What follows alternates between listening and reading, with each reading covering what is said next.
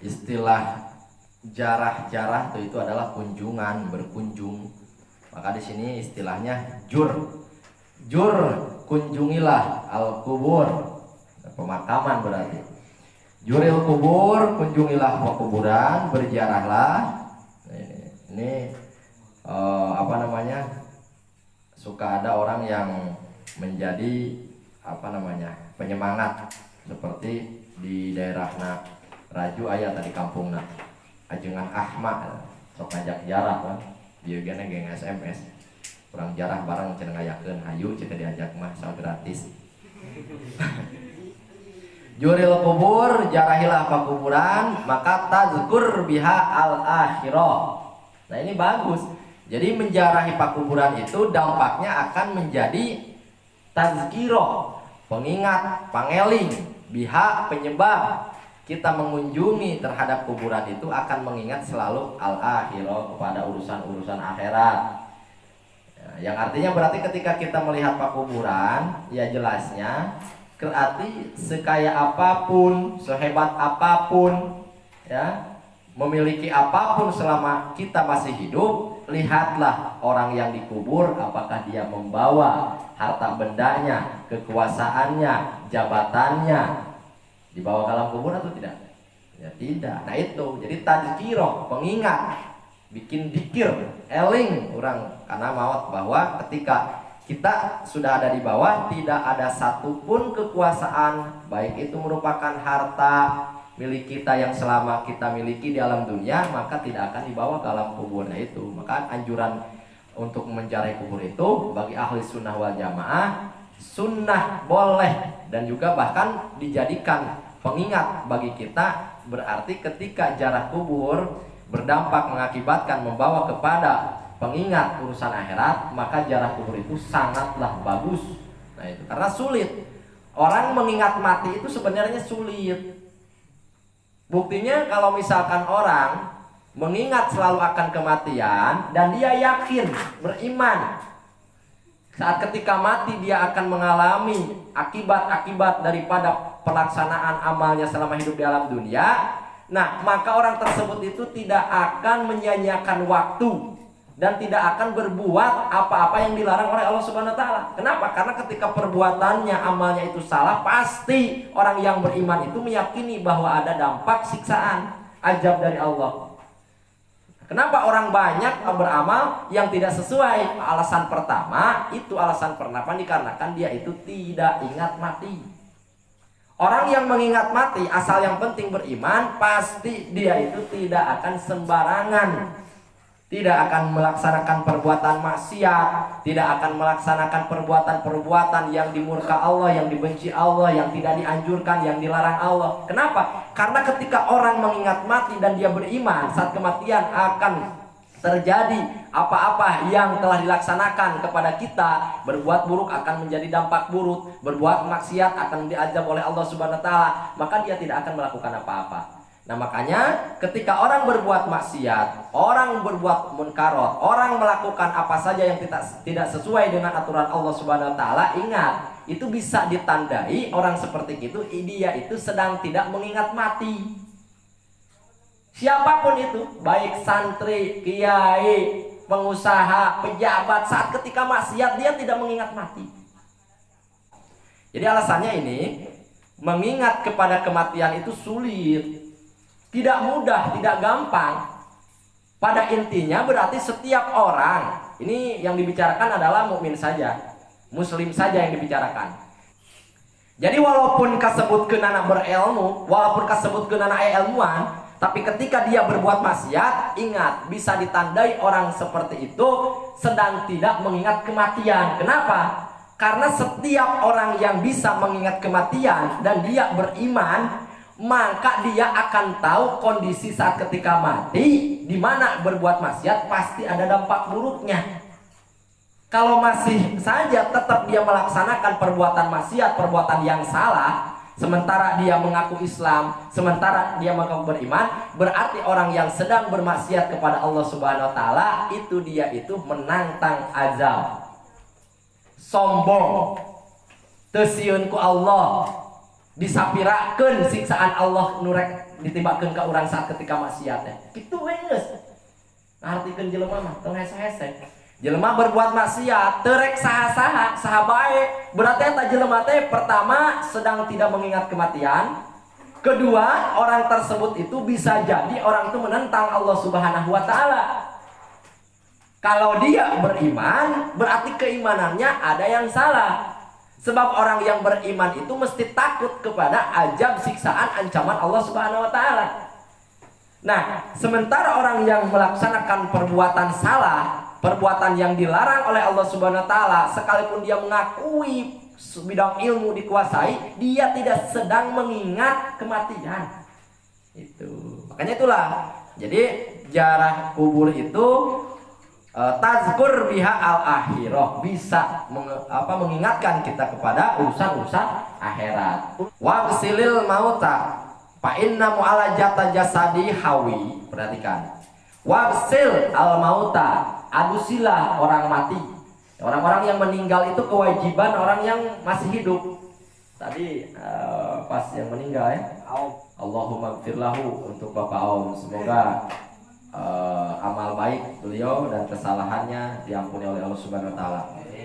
Dan amal baiknya semoga ditambah-tambah oleh Allah dikarenakan doa-doa kita.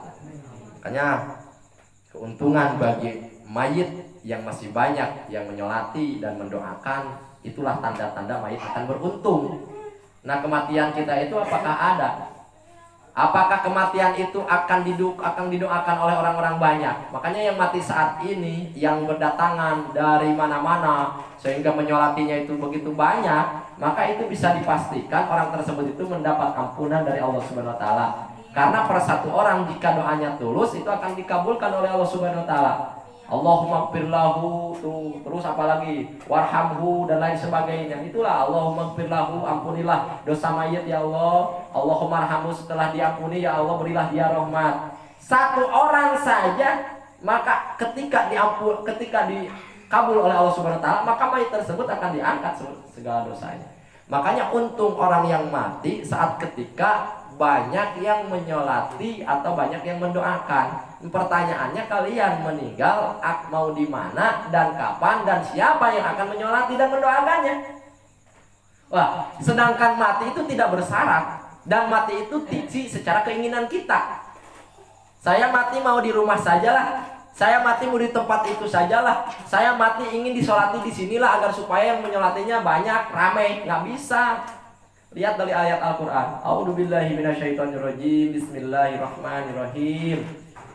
Wa ma tadri nafsum ma taksibu goda. Cek Allah, sekalipun kalian kebiasaannya melakukan ibadah, melakukan aktivitas, besok kalian tidak diberitahu mau bekerja apa.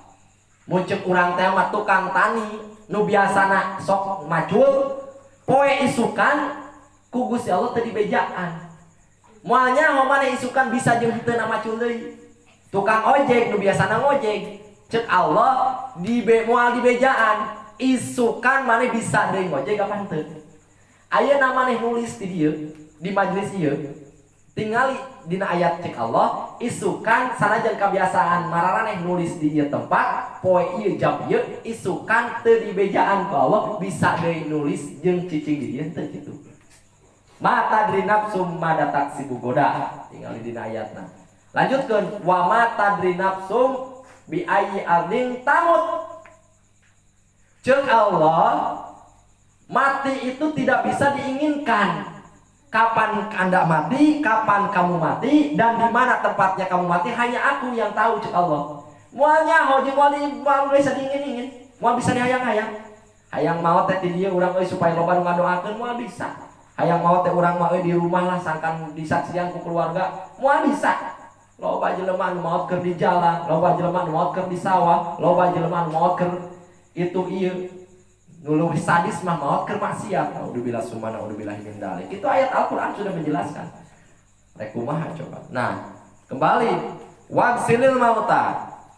Adusilah orang yang maut, orang yang meninggal. Fa inna mu'ala jata jasadin hawin. Nah, sementara atau dikarenakan mengurus merawat jasad anggota tubuh hawin yang kosong. Hawin itu artinya kosong, ya berarti tubuh yang sudah tidak ada rohnya, yang tidak aktif, artinya kosong itu berarti mati. Fa inna mu'alajata jasadin hawin, karena merawat jasad yang sudah mati, yang tidak ada rohnya, artinya kosong. Mau'idotun itu merupakan mau'ido. Merupakan mau'ido, artinya mau'ido itu berarti sumber pitutur anu baik ka urang. Secara tidak langsung kita merawat mayit, mengadusi mayit itu merupakan mau'ido. Itu mau'ido yang nyata, real. Artinya ketika diingatkan kita oleh orang lain, wahai manusia, ingatlah akan mati karena mati akan datang kepada kalian. Itu kan mau'ido, pitutur. Saat ketika kita melaksanakan kewajiban mengurusi mayit, memandikan mayit, itulah faktanya mau'ido yang tadi disampaikan bahwa manusia akan mati. Nah, itu. Ini merupakan tadkiro sama. Lalu kemudian baligotun tuh justru. Nah, memandikan mayit, mengurusi mayit itu mau'idotun baligotun. Itu pitutur mau'idoh yang sangat bisa diresapi. Coba resapi.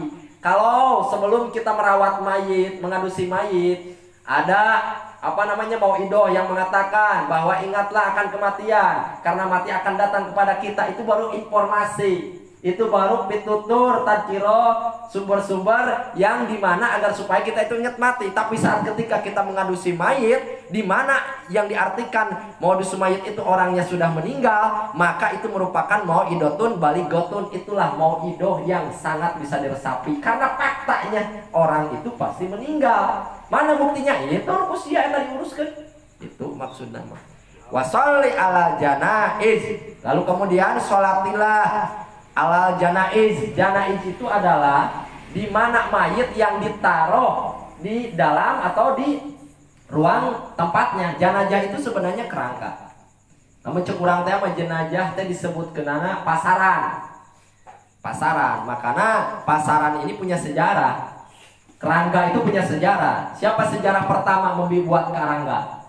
Membuat kerangga, orang pertama membuat kerangga dunia Islam, diadakan kerangga itu sejarahnya dulu Sayyidah Fatimah. Sayyidah Fatimah, pembuat kerangga pertama di dunia Islam itu adalah Sayyidah Fatimah. Sayyidah Fatimah pertama kalinya waktu saat itu Sayyidah Fatimah dengan sahabiah Asma. Dia itu sedang diam di rumah berdua dengan sahabatnya. Lalu setelah itu adalah orang yang meninggal. Orang yang meninggal kebetulan lewat di depan rumahnya Sayyidah Fatimah. Setelah kemudian lewat, itu si mayit yang dibawa oleh rombongannya akan dikuburkan melewati rumah Sayyidah Fatimah. Tiba-tiba Sayyidah Fatimah di depan sahabiah Asma itu nangis sejadi-jadinya. Nangis ngaguk-guk, nangis ningali jelema dibawa ke kuburan. Sayyidah Fatimah nangis sejadi-jadinya. Wah, Masya Allah, sedih Kak Cida. Ditaros ku sahabiah, ku sahabat istri. Ya Sayyidah, ada apa dengan gerangan? Kenapa sedih? Apakah engkau itu sedih karena melihat orang yang mati? Kita pun akan mati sama seperti dia. Maka dijawab Sayyidah Fatimah, jelas, hei sahabatku, semua orang pasti mati. Jelas, ini ada lebih daripada kesedihan yang saya rasakan sekarang. Bolehkah aku tahu? Cek eta sahabatnya. Apakah kesedihan yang kau rasakan saat ini? Saya sedih saat ketika saya nanti meninggal, saya akan dibawa seperti begitu. Dibawa di teng-teng seperti itu, digotong. Sementara jika saya dibawa seperti itu, luka lekuk tubuhku teh meureunnan katingali. Luka lekuk tubuh jasadku itu adalah akan terlihat dengan umum. Sayyidah Fatimah mah tos pupus oge tos pupus ngarasa erat. Rek pupus di mana keayaan meninggal Sayyidah Fatimah sudah merasa malu. Hati Sayyidah Fatimah nangis bukan karena menangisi kematiannya, bukan karena menangisi semua manusia pasti mati berikut anjeunna, berikut dirinya. Bukan itu yang dimaksud. Tangisan Sayyidah Fatimah itu, beliau itu menangis sedih dikarenakan ketika semua orang pasti meninggal, dan lalu saat ketika saya meninggal, saya akan dibungkus seperti itu, akan disikapinya seperti itu. Jadi saya itu sedih dikarenakan saya meninggal, nanti merenang orang teh dibawa. Saya dibawa seperti itu dan dibungkus, dan luka kelekuk tubuhku akan terlihat. Eta teh geus maot. Eta teh geus maot dirasakeun era ayeuna keur hirup. Urang mah urang keur hirup keneh geus teu era. Sayyidah Fatimah mah kumaha cenah, padahal orang geus maot mau mikir naon-naon kan. Tapi saking ku era ku Allah Subhanahu wa taala, cek Sayyidah Fatimah, Masya Allah, lamun orang memang dibawa seperti itu, luka kelekuk tubuhku ini akan terlihat semua. Makana kumaha ieu cara? Awewe ayeuna geus jauh we jeung akhlakna. Awewe ayeuna mah hirup keneh. Boro-boro cek kasarna, boro-boro merasa malu akan luka kelekuk tubuhna. Kalakah ngahajakeun hayang kadeuleuh. Sayyidah Fatimah mah malu di mana beliau meninggal nanti tubuhnya itu akan terlihat oleh umum. Nah, oleh karena itu dijawablah oleh sahabiah, ya Sayyidah, saya pernah berkunjung ke negara Ono, ke negara jauh, dan di negara itu di mana-mana orang mati dia akan dibawa diangkat dengan menggunakan peti. Maka seketika itu Sayyidah Fatimah berpesan kepada sahabiah Asma, ya Asma, tolong di mana saya meninggal buatkan apa yang dimaksud dan pernah engkau lihat di negara sana. Makanya ketika Sayyidah Fatimah meninggal, dialah sahabiah Asma yang membuat kerangga dunia Islam. Pencetus kerangga pertama adalah Siti Asma, sahabatnya Sayyidah Fatimah. Makanya hati-hati para wanita, jangan Anda membuka-buka aurat di depan umum tak gitu. Terus, itulah dimaksud janajah itu seperti itu. Terus washolli ala janajah, sholat